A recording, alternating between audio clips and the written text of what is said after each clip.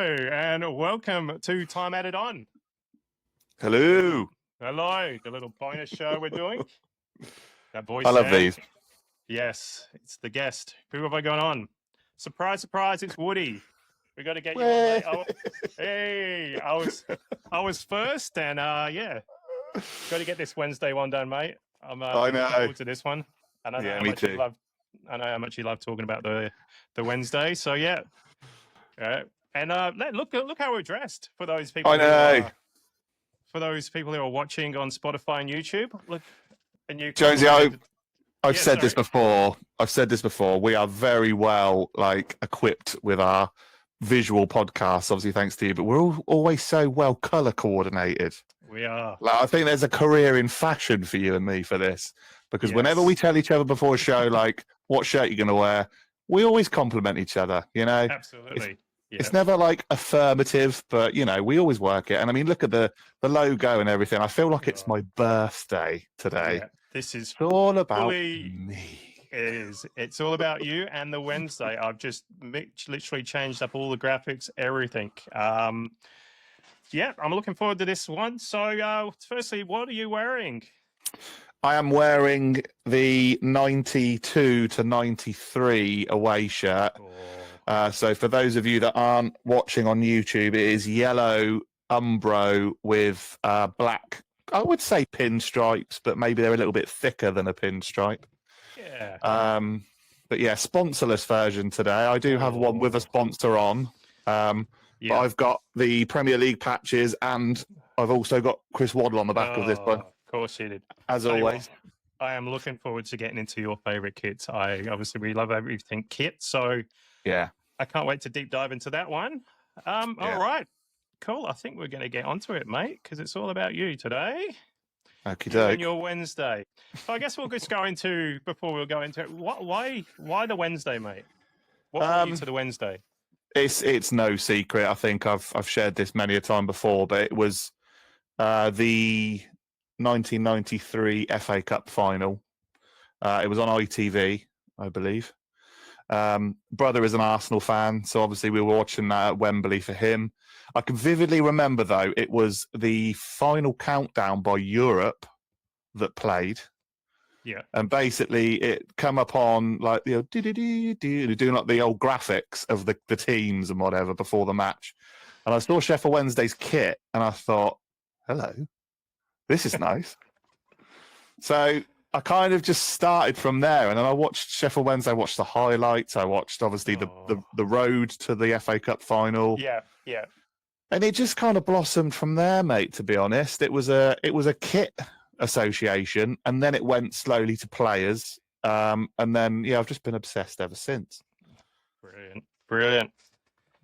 Well, I got to say, you're the only Wednesday fan I know. Do you know? Yeah. Oh God. I suppose, I can always remember as a kid, right, that non-uniform day and things like that, where you didn't have to wear your school uniform, I would always wear a Sheffield Wednesday shirt. So a lot of my mates, a lot of teachers, and that were like, "Who the hell's that? Who are they? Why are you wearing Sheffield Wednesday?" Because I live down the south of the UK, so my nearest team is either Reading or Oxford, right? So I have no link locally to Sheffield. But obviously, me rocking up on non-uniform day and paying my £1 to charity to wear a Sheffield Wednesday Chupa Chup shirt, hardcore. I think we're going to jump into your favourite player. Players. So I'm just going to jump right into it. So who was your, I mean, we already know it, but your first footballing hero? First footballing hero has to be Chris Waddle. Yeah. Oh, yeah, I mean, without a doubt. I mean, it's just, he was just a class footballer. He was fun to watch. He just created havoc on the wing. And I like that kind of attacking style of play. That one that can bring a game to the opposition, that just added a bit of flair. You look at the likes of the Ronaldos, the Messis now, that were kind of dribbling in between players at the early starts of their career. That is who I associate as a 90s Chris Waddle. Chris Waddle took it to players, He was a channeling footballer, and yeah, he was just unbelievable to watch. I think that we've spoke about this before on previous episodes, but the positions of players have seemed that the dynamics have just changed now. So there doesn't really seem to be a winger anymore in a 4-4-2 formation. You know, one that can run the channel, could put a decent corner in, can get across, can cut inside. You know, like the Giggses and the Kanchelskis, the Overmarses and all that sort of stuff. It just doesn't happen anymore. And I think Chris Waddle just created something so different. I mean, he took the world by storm when he was at Marseille. And he's voted now in the top, I think he's in the top 3 of their greatest players of all time. Is that right? Yeah. So, I mean, to be in that for such a short window, it's incredible. I mean, how many seasons was he at Wednesday for? So he was with us from, where was he with us from? I think it was the 92 season. So, and then to 96. So I think it was only 4 seasons. Yeah, but still the impact he did, yeah. But massive impact. Yeah, I mean, towards the latter part of his career was plagued by injury, but yeah, he added something different. But like, if we're talking about Sheffield Wednesday players across the 90s, there are so many I could mention to you. Yeah, I was going to ask you. So you've got obviously Waddle would come on you as the fan favorite. Yeah. What about who do you think is Mr. Underrated for Wednesday during the 90s? Mr. Underrated. Yeah. Someone who got who never quite got the spotlight they deserved. David Hirst. 100%. I mean, he was loved among Sheffield Wednesday fans. So within the Sheffield Wednesday community, he is the pinnacle striker. Yeah. I think from a world football perspective and international, I think he was highly disregarded. Yeah. I mean, obviously, Man United wanted to buy him at one stage, and just his kind of natural finishing ability. He was the perfect striker, boisterous, strong, like tenacious, quick, good with his feet, good in the air. You know, he was an all-rounder. So I think he complemented any sort of attacking setup for Sheffield Wednesday. Yeah, I guess you can put him in like your kind of the goal machine as well. One of the best strikers you've had in that list, wasn't he? Oh, yeah, absolutely. Yeah. Did you rate Mike Bright? Yeah, I did. Yeah. Again, and very close to underrated. I think his again, him and Hirst were a perfect complement to one another. Which again was a sort of Mark Bright was brilliant in the air, very good at holding it up, very strong, knocking it down for David Hirst. And yeah, I mean, they were a prolific partnership. And again, it works like that. I know we've spoken on previous episodes about like Shearer, Sutton, like Dwight York and Andy Cole, Bergkamp, Henry. Like you have to have that sort of partnership up top because that's how it works, you know? There we go. Yeah. So obviously, Waddle, would you put Di Canio in the kind of bracket of, you know, fan favorite, entertaining? What was he to you, Di Canio?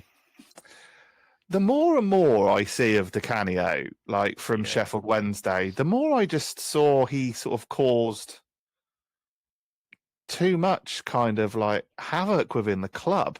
Yeah.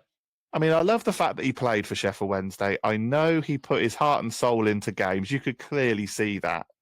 I think he probably created more issues for Sheffield Wednesday than he did good at times. And I don't know, I think it was just like his temper because obviously we were his first English club from when he come from Celtic. So he was a swap with Reggie Blinker and Cash.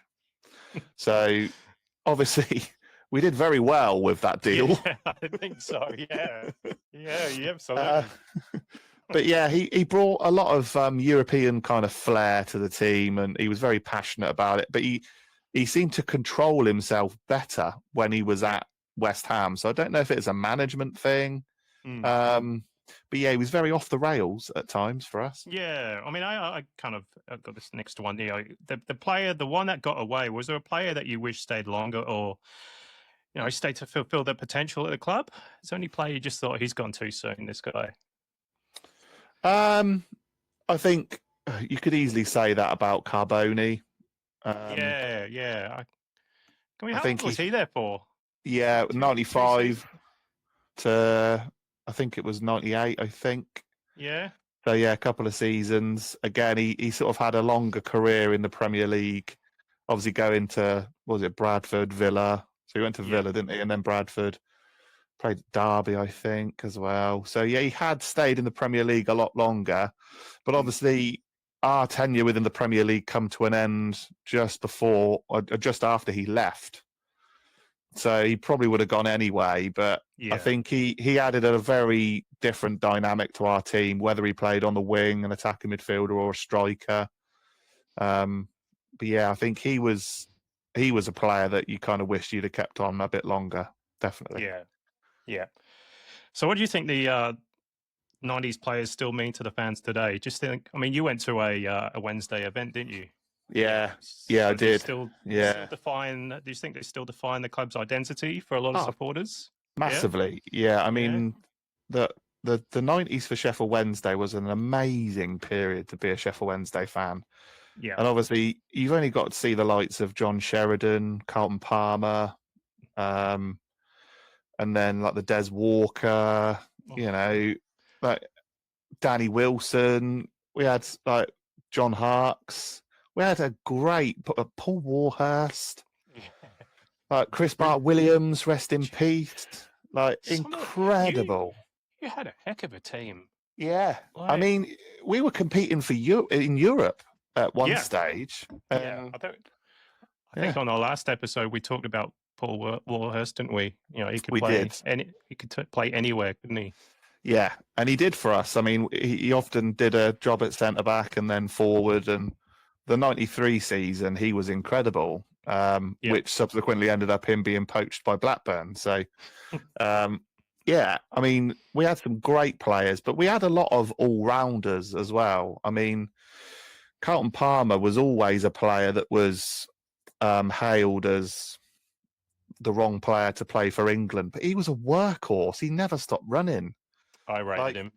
Yeah, I thought he was a brilliant midfielder. Like his energy was incredible, and he played centre back. He played like midfield, and he complemented John Sheridan perfectly in the centre mid, because Sheridan would be the picking the pass, getting the tackles in. Palmer would work to get it back. And again, it's that clever click that works so well, because that went straight up to Mark Bright and David Hirst up front, Waddle on the wing. What else do you need? Excellent. All righty. I think you've covered that perfectly.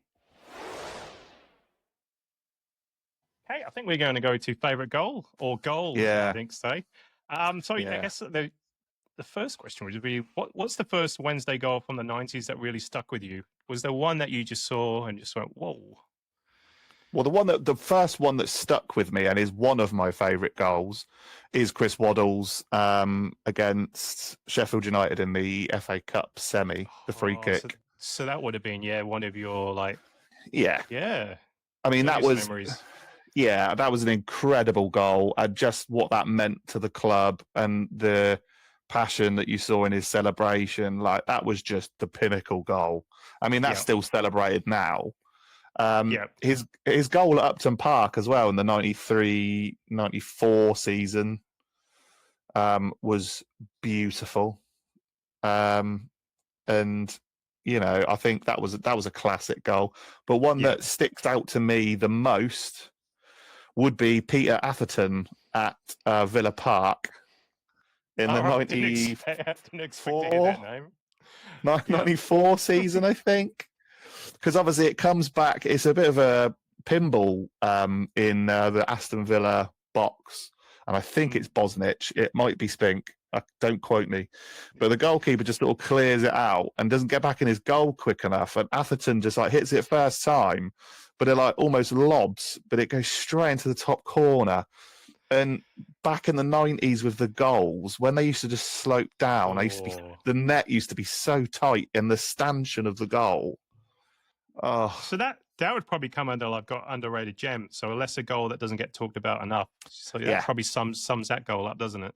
Yeah, I'd say so. I mean, there've been some classic goals. I mean, even like Richie Humphreys with his lob against Leicester in 95, 96. he burst on the scene, didn't he? Yeah, and again, like a lot of goals. I mean, Carbonia scored some absolute worldies as well in the 95-96 season. Yeah. So there have been great goals. I think for me, though, it's like I think the pinnacle one has to be Chris Waddle's against Sheffield United, just because of the day and the occasion. But there have been some absolutely beautiful goals over the sort of period. Do you have a obviously commentary makes the goal? Can you think of a goal from an era that was made better by the commentary? I don't think so, because whenever I've listened to like Sheffield Wednesday commentary or videos in the past, it's all been so dry. I just put that one in from that previous episode for Liverpool Meridian song. Like other Liverpool ones I could pick out. But I was just wondering if there's any Wednesday. No. I wish I could recall something like that, but I mean, only moments that I can remember in terms of games. But nothing like that, I'm afraid. We didn't have a title running or anything like that, though, did we? So, All right. So, if you could pick one goal that you think it's that Waddle against Sheffield United goal? I think so. I think so. Yeah, I like that. All righty, let's move on. Hey, favorite match or favorite matches? I think because I think you got more than one, don't you? Yeah, I've got a few. I mean, my first Sheffield Wednesday match is always a memorable one for me. Oh,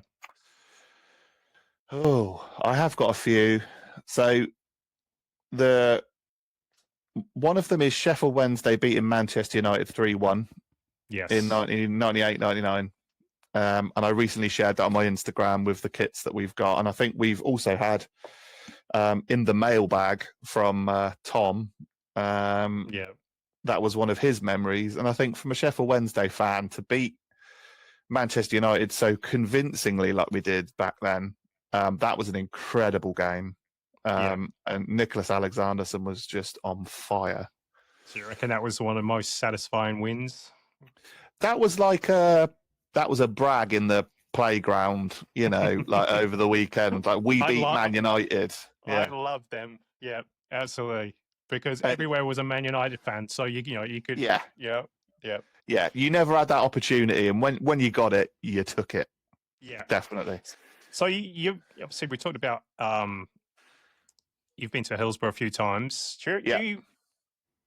Do you remember a home match which had the most electricity? I mean, so you didn't go to every game. Was there any game you went to where the crowd was like, "We're up for this"? Well, my first one, I would say, was incredible because it was Sheffield Wednesday Arsenal. It was the 98-99 season. So obviously we had Arsenal that were reigning Premier League champions. Yeah. The atmosphere was incredible. Correct. In terms of of how the game was it was a dominating game. And obviously there was tackles going in all over the place because Keown was on it. You had Adams, and then Di Canio was just ready and raring to go. And that's what I mean about his temper. Yeah. Subsequently gets sent off and pushes over Alcock, the referee, didn't he? So my vivid memory of that is I sort of turned to the side like this to see it because I'm in the family stand and this massive guy just stands right up in front of me just as I see Di Canio put his hands on the referee like this. I'm like, oh my God. And just honestly, the whole crowd just goes absolutely berserk. Yeah. But you've probably witnessed one of the greatest moments in Premier League history at that point. Yep. Still gets shown today, doesn't it? Yeah. So, definitely. I mean, unfortunately, my history with Sheffield Wednesday since then, I think that would have been my one and only Premier League game that I could go to. Yeah. Because obviously the season, season later, I think the season after that, we got relegated. So it was all Division 1. Get onto that. Emotional roller coasters. Obviously, there was a game. Most games have emotional scenes, joy, nerves, frustration. Obviously, you suffered relegation as well. Yeah, quite a few. Yeah, quite a few. Yeah. Oh goodness. But yeah, so if you could rewatch just one Sheffield Wednesday game from the 90s, start to finish, which one would you pick? I absolutely loved the FA Cup final. I've watched it a few times. I got it on DVD. Yeah. I think the first time, obviously, when it was the 1-1 game, I just thought it was just so amazing to rewatch it and go, wow, we actually played in an FA Cup final. That was incredible. Yeah. Another great game that I loved as well was Derby away. Subsequently, we were in this kit actually, and it was on the build up for the FA Cup. I think it was the FA Cup, dare I say, the 5th round or the quarterfinals, and it was basically at the baseball ground for Derby. And Marco Gabbiadini was playing. I think it would have been Paul Kitson maybe up front for Derby as well. But it was literally 1-0, 1-1, 2-1, 2-2, and I think it might have been 3-3 or 4-4. Yeah. And I remember we then beat them back at Hillsborough in the replay. But that was a phenomenal game. Yeah. And I remember 90s football at that point was just literally throw the kitchen sink, like win or bust. Excellent. All right, let's get those VHSs out. I know. Yeah. All right, let's go. Favorite kit or favorite kits? So, first question, what was the first Sheffield Wednesday kit you remember falling in love with? The first one I remember falling in love with was the home shirt, 93, 94. Oh. I love that kit. Yeah, I mean, it's just a beautiful kit in terms of just the name set and everything. So for those listening on Spotify, the home shirt from 93, 94, I've got Chris Waddle on it with the Premier League patches. But yeah, just the blue and white stripes. This was the first home kit that I had because I had the full kit when I was a kid. Yeah. And just the colour blue, the trim, yellow trim, and the Puma kind of detailing on the stripes was just beautiful. I love how we talked about sponsors before, but how that sponsor complemented the shirt. Yeah. It really did, didn't it? Yeah, sponsors making a shirt. Yeah. How long did it have Sanderson for? So obviously the shirt you've got there doesn't have a sponsor. No. So then you go to Sanderson. It was added. Oh, okay, yeah. So we did have it added because we toyed with, obviously, the 91 Rumbelow Cup final against Manchester United. Asda? Yeah, Asda. That was a one-off. And then we went sponsorless into the start of the Premier League. And then we picked up Sanderson kind of toward the latter period of the season. And then we used it in the FA Cup and stuck with Sanderson until 2001 season, where we went to Chupa Chups. How did you feel about that? Do you know what? I think the first season we got Chupa Chups was horrendous. Honestly, I thought it was the most horrific looking sponsor. I got so much stick for wearing it at school. It's a strange one, isn't it? Yeah, it just. But it's funny when you kind of grow up, and me being a kit collector has helped. But obviously, when you grow up and mature into things, you look at the sponsor and you actually think, actually, that's now become quite iconic. It's not that garish, bright Chupa Chup sponsor that you think now. You actually think, wow, yeah, that's actually quite unique. So we've actually done quite well with sponsors through the 90s, early sort of noughties period. Yeah. So I guess we've talked about, they talked about the home shirt. What about aways? You had some cracking away shirts. You've got it behind you. It's the 93, 95 black away. I think that's one of my favourite away shirts of the 90s Premier League, to be honest. Yeah, I think just when you look at it closer on that black kit, like the actual Puma King detailing, the yellow pinstripe. But for me, it's the whole kit that works. It's the shorts and then the socks. It just like even the socks back in the 90s used to have the little owl. Like so on the top of my hat here, I'm actually wearing the black hat. The owl emblem on the socks with the puma. Like, it was just those hand stitched details that was just unbelievable. I love black kits. I mean, we talk about obviously the Manchester United one as well. Like black kits, so good, beautiful. There was can't go wrong. About them, no, can't go wrong. Can't go wrong. So, what was that one you were holding up? Sorry, before. So again, part of the Holy Trinity of long sleeve as well. Yeah, long sleeve. Is that your third shirt? Oh, look at that. Yeah. I mean, it's the third shirt. And we did use this for quite a few seasons, actually. So we actually used this in, I think it was from 94 through to 96, I think, because we actually used this as an away shirt when we played Newcastle. Because obviously it's yellow. But, I mean, if we think of sort of Sheffield Wednesday shirts, so the history behind some of these, though, is just as brilliant, right? Because, So which one? Sorry, for the listeners, which one is this one you're holding up? So this one is the fourth. Sorry, the white fourth. Because obviously Puma had a bit of a panic when we played Newcastle away in the... Because I think we had a few kit clashes that season. So Puma actually made that one pretty quickly.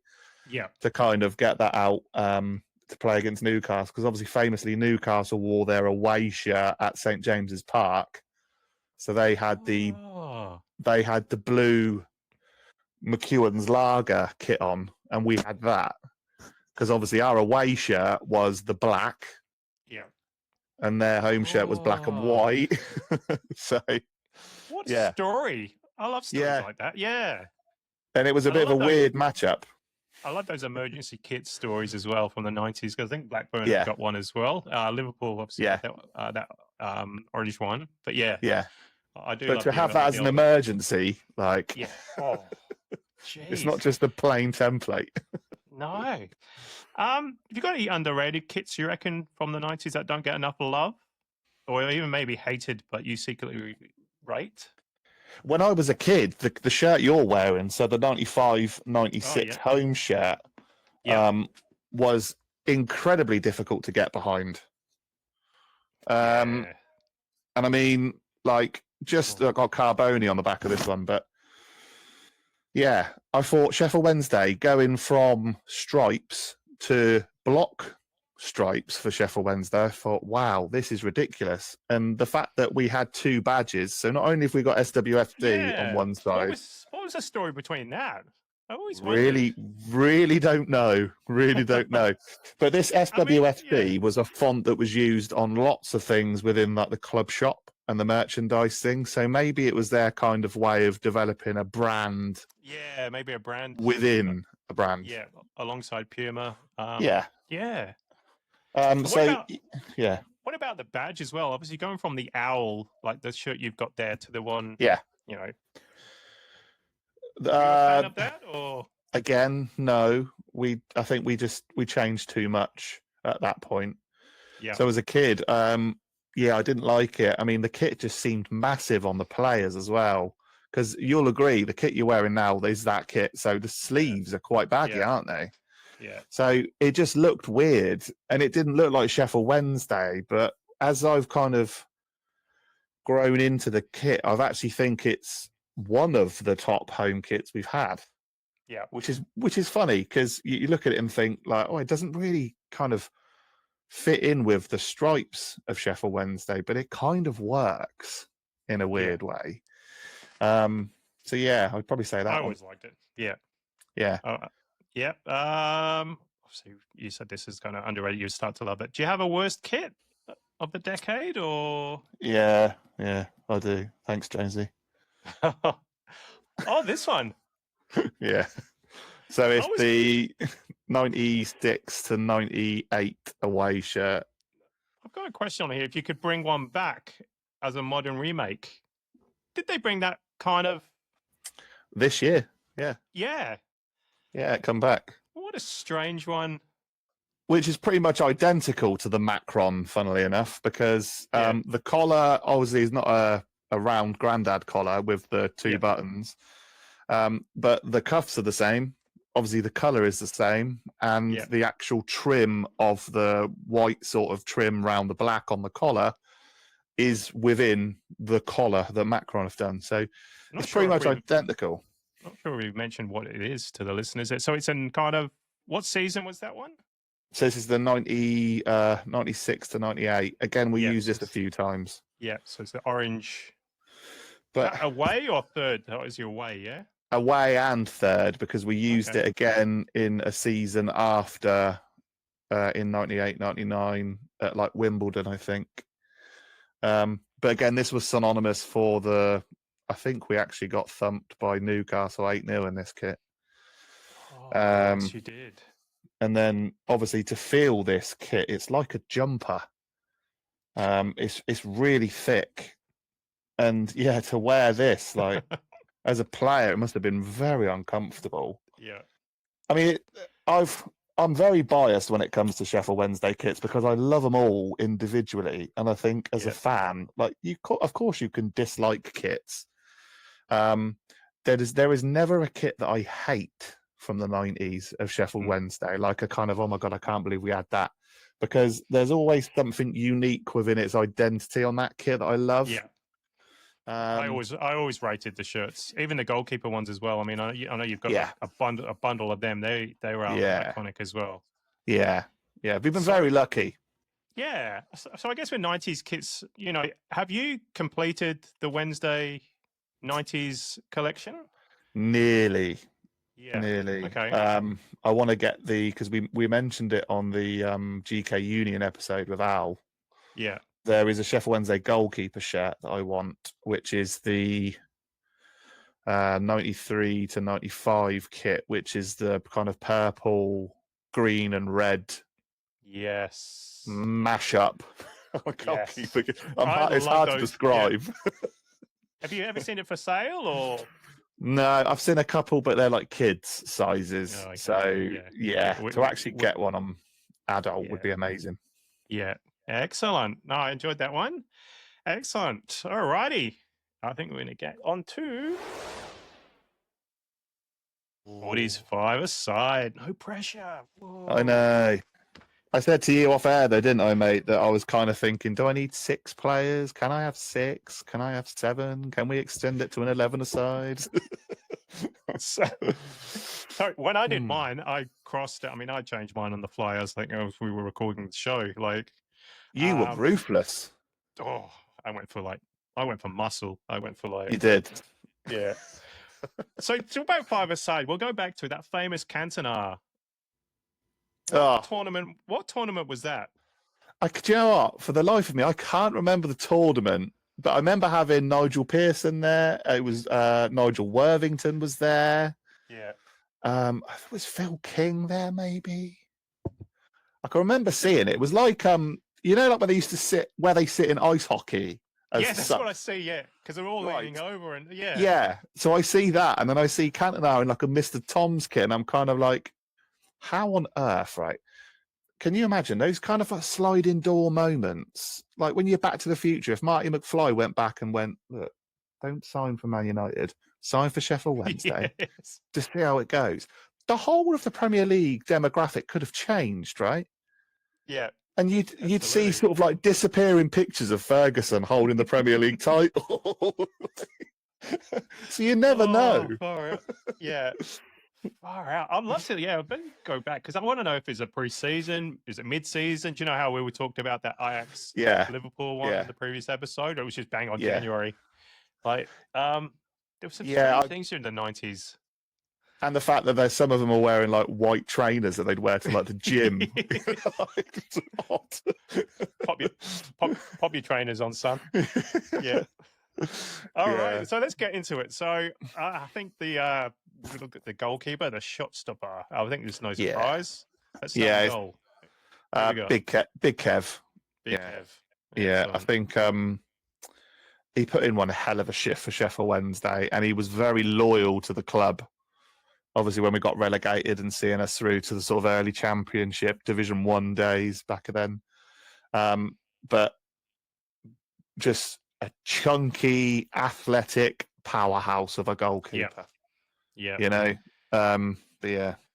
A regular on the England B, we discovered one time on the earlier episodes, didn't we? Which I didn't know, mate, actually, because you educated me on that one, because I didn't actually think Pressman had much of an England career, because obviously he lived in Chris Wood's shadow for the early 90s, and rightly so, because obviously he was a young up-and-coming goalkeeper. Chris Woods was an England international, so, but by God, did he have one of a hell of a keeper to learn from. So, absolutely. Because Chris Woods was amazing. Yes, absolutely. How shocked would you have been if I said Matt Clark, by the way? Yeah, I mean, I had to ask you to do that when I sent you the poster. I was just like, who's Matt Clark? Yeah. So, all right, who are we going next? Defence? Yeah, so when you did your Liverpool team, did you do 2 defenders? Or did you have 1? Because I've picked 1 that can do it all, or I've got 2. Didn't I just pick Razor? Yeah, see? Now, right, I'm going to go with Super Des Walker. Yeah. Because he was quick, aggressive, athletic, good with both feet, strong in the air, had one hell of a career. Yes. I remember seeing him at a Legends game at Doncaster a few years back, actually. And just seeing him sort of like on the same pitch, I was like, oh my God, that's Des Walker. He still looked good. He still looked like he could play in the Prem. Putting the shift, yeah. He was such a good professional. Yeah. Yeah, excellent. Yeah, hell of a career as well. Yeah, incredible. Yeah. All right, who we go next? Centre mid. Yeah. So John Sheridan for me. Yeah. An absolute magician. He is probably the early day version of Paul Scholes, in my opinion, in terms of how he played. Yeah. Obviously, Paul Scholes had a lot more goals in his locker, but just John Sheridan's way of thinking as a centre mid was incredible. Like his vision and just how he was the glue, the nucleus in our midfield. Obviously, winning us the Rumbelow Cup against United, which was incredible. He probably was a player that deserved to play higher, I would say. So, yeah, doesn't get much love, does he, around? No. Obviously from Wednesday fans, but the rest of... Yeah. Wednesday fans absolutely loved him, and he had a great career for Republic of Ireland as well, obviously, with a few World Cups. So, very lucky. Very lucky. Excellent. All right. Who's next? Surprise me. Yeah, it's Chris. I know. And everyone listening now is going to be like, oh my God, get a room. They'll be like, oh, I need a restraining order on Chris Waddle. I'm your super fan. Yeah, it's got to be Chris Waddle. Yeah. And do you know why I've chose that, right? So because I did toy with the idea of going Carlton Palmer, but I slapped myself. I thought, what are you doing, Woody? You can't do this to yourself. You're married to the Waddle. So I had to obviously change my mind because I thought Chris can add such a flair as a striker in five-a-side. We've seen clips like Jonesy of Chris Waddle in like the old Legends Premier League like five-a-side tournaments. Yeah. Did he score a goal for? Is it Bradford? Did he score for? I can't remember who it was. Yes. But he scored like a 30-yarder and even in five-a-side. Right. So yeah, he's a perfect five-a-side player. Socks rolled down, long sleeve, shirt hanging out. Get ready for some magic. Excellent. All right. I could probably guess this one. But go on then. Who do you think I've got? David Hirst? Yeah. Yep. Yeah. Silence, and I was just like, oh, maybe not. So I've gone for, I think, like my 4 cover everything. And also they can do shifts in other positions. So Waddle could go up front when Hirsty's flagging a little bit or pops off for a sip of Ribena. And it just works. So Hirsty up front would just be a an absolute workhorse, strong, terrorising defenders. The only problem with Hirst would be, as he was a poacher, if the rules of the five-a-side game dictate that he's not allowed in the D, that would be the only problem for my squad. If it was a penalty to the other end. I was going to ask about your style of play. Would your team be slick, passive, direct, physical, like mine? Route one, you know, if in doubt, kick it out. And then, just hell for leather. Because we haven't really discussed the rules of the five-a-side tournament, Jonesy, have we? No, we haven't. No. We need to cover that off at some point. Because I think we future episodes. I think we're just going to get. Yeah. We're going to make it a proper five-a-side, proper logo, proper everything. Get sponsors on board. Let's do it. Yeah. Like 5 minutes a half, oranges at half time. Get in. Yeah. Excellent. Brilliant. All right. Who's on your bench? So I've on your bench. Yeah, we've got a big bench. I've got 3 on my bench. So I've got Carlton Palmer. Yep. Obviously, because he can do centre mid and defence. Yep. I've got Mark Bright. Because if we're 1-0 up and the clock's running down, I want someone to run to the corners and just hold it against the boards, you know? Excellent.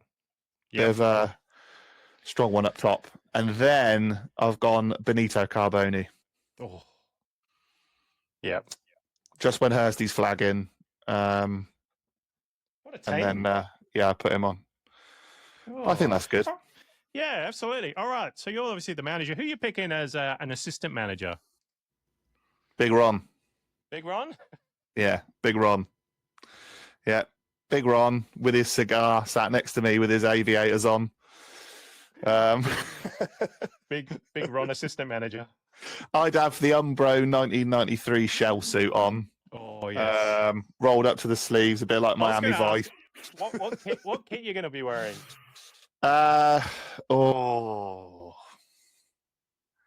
What kit? I think we're going to be wearing the 1992-93 home kit. Yeah.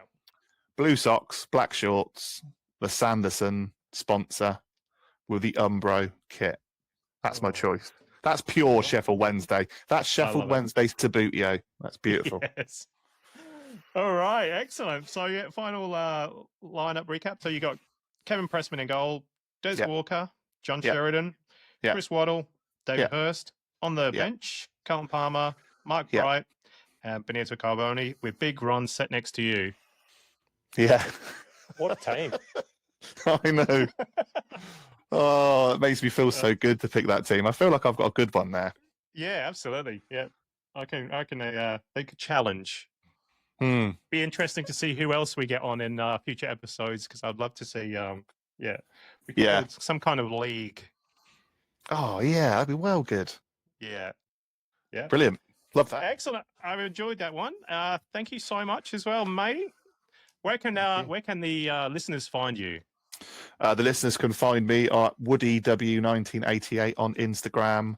And also, I'm very fortunate to co-host with your great self, Jonesy, on that 90s Premier League podcast. Where can people find you? Football.Jonesy on the Insta. On Insta. Yeah, lovely. Jonesy. Yeah. Excellent. Well, thank you so much. So we're going to obviously do a few of these eps. And obviously said we've got a few guests lined up as well. But if you want to come on, time added on with your ultimate 90s about your team. Obviously, we opened it up, didn't we? It's just not Premier League. I think just got to be 90s, but just 90s. Yeah. Excellent. So if you want to come on, just send us a message on Insta, just DM us, and hopefully we can get you on. Perfect. We're all intrigued about the five-a-side. That's all. Me too. Yeah, me too. A dream five-a-side. Well, thank you very much, Woody, for coming on. Thank you, mate. Always a pleasure. No worries. All right. And cheers, guys. Thanks, guys.